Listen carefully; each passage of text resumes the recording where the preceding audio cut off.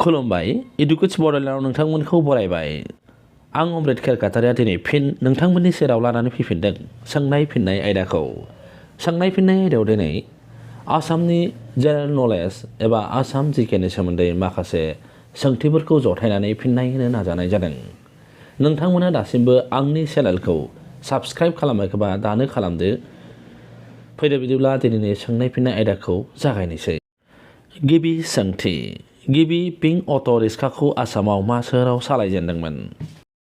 बे सोहोरा जादों आफां आसामनि बयजोंबो मिथिजानाय मुंख'जाथाव सोहोर आरो उद्यगारि नोगोर। बेनि फिननाया जादों बङाइगाव सोहोर। बङाइगाव सोहोरावनो पिंक अट' रिक्साखौ सालायजेननाय जादोंमोन।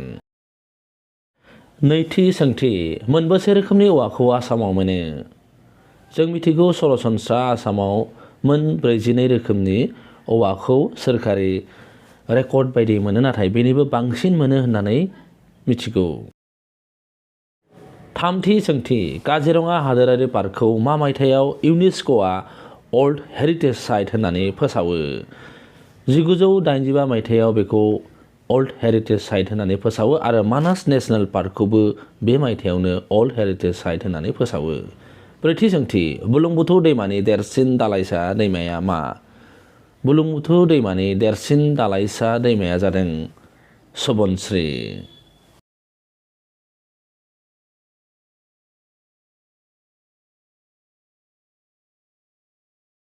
बाथि सोंथि, असमिया सोदोब बिहुं हेमक'चखौ सोर सुजुदोंमोन?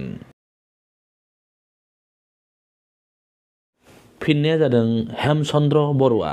हेमचन्द्र बरुवायानो गिबियै असमिया सोदोब बिहुं हेमक'चखौ सुजुदोंमोन। दथि सोंथि, सोर सिख गुरुआ धुबुरीनि मुंदांखा गुरुद्वाराखौ गायसनदोंमोन? बेनि फिननाया जादों गुरु तेग बाहादुर आरो बे गुरुद्वारायानो आसामनि देरसिन गुरुद्वारा। स्निथि सोंथि, पानिदिहिं बार्ड सेंचुरिया मा जिल्लायाव दं?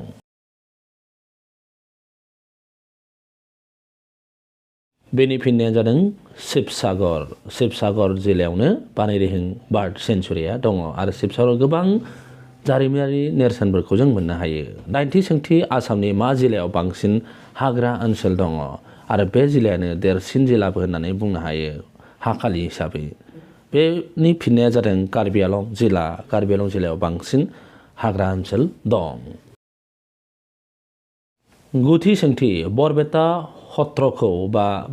सत्रखौ सोर गायसनदोंमोन? जों बयबो मिथिगौ महापुरुष माधबदेवानो बे बरपेटा सत्रखौ गायसनदोंमोन। जिथि सोंथि, आसाम गोरोबथा बायदि मा थाव सोदांग्रा एबा रिफाइनारिखौ फसंदोंमोन? बेनि फिननाया जादों नुमलीगड़। नुमलीगड़ रिफाइनारिखौ आसाम गोरोबथा बायदि फसंनाय जादोंमोन। जिसेथि सोंथि, असमिया फान्जामुथि बायदिब्ला मा दानाव 32 सान थायो? असमिया केलेन्डार बायदिबा आसार दानाव 32 सान थायो।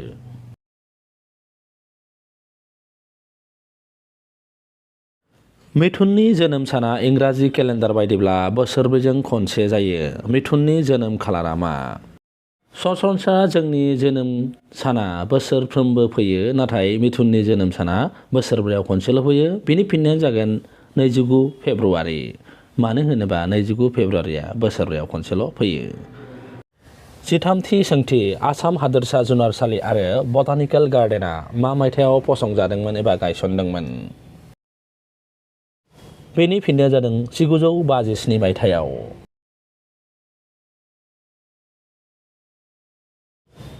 जिब्रैथि सोंथि, जादव पायेंआ हारसिङै गायनाय हाग्रामाया मा?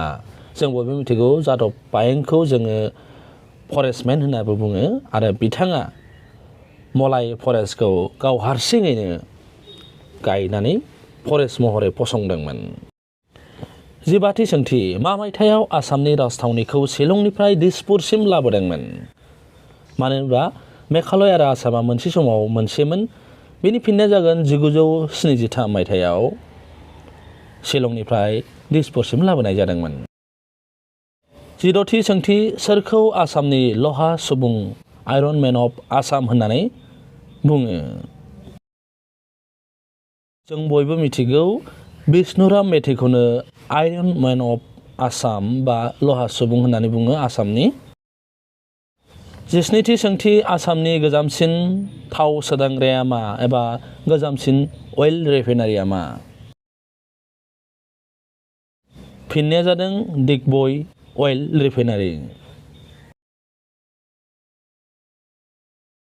जिदाइनथि सोंथि आसाम रत्न बान्थाखौ सोर मोनजेनदोंमोन? आसाम रत्न बान्थाखौ बयबो मिथिगौ डक्टर भुपेन हाजरिकाया मोनजेनदोंमोन आरो बिथाङानो जादों आसामनि दादा साहेब फाल्के बान्था मोनगिरि। जिगुथि सोंथि मानास दैमाया मा जायगायाव बुरलुंबुथुर दैमाजों ज' गोरोबहैयो?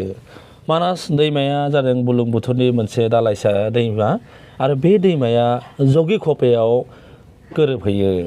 बेनि फिननाया जागोन जगिघ'पा। जिथि सोंथि एबा जोबथारनाय सोंथि आसाम हादोरसा बिबारा मा? आसाम हादोरसा बिबारा जादों खोफौ बिबार आरो बेखौ बिहु मोसानाय समाव सिख्लाफोरा गावनि खानायनि थफायाव लानानै मोसायो। दिनैनि सोंनाय फिननाय आयदा बेखिनियावनो थुंगेबाय। उननि समाव गुबुन गुबुन हाबाफारिखौ लानानै इडुकेट्स बड'लेण्डआ नोंथांमोननि सेराव फैगोन। दिनै बेखिनियावनो दोनथ'बाय। नोंथांमोना दासिमबो साबस्क्राइब खालामाखैबा खालामदो। गोजोन्थों।